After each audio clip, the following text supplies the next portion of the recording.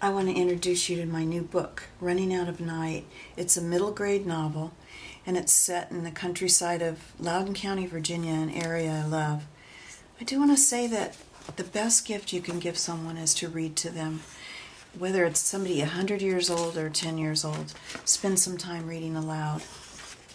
I start with a map of the area where the girls are running away, so you get to know a little bit of the lay of the land. And every chapter begins with a small drawing and a superstition or tradition still believed in today. Let me introduce you to the girl.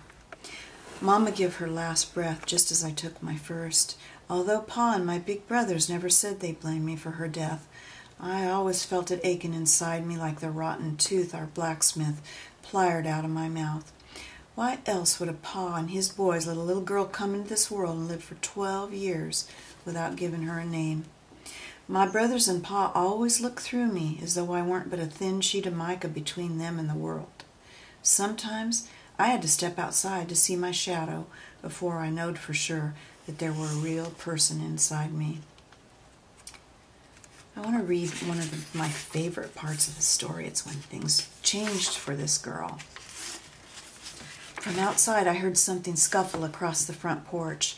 I jumped up and tucked the last of the dried-out bread into my pocket alongside some mini wintergreen leaves and the lucky buckeye Grandpa always carried with him. Lord save me if Pa ever found me sitting down in the middle of the day. I blanked my face, smoothed my apron, and picked up a pile of dirty plates. The sound come again. I walked toward the door, then stopped mid-stride and listened.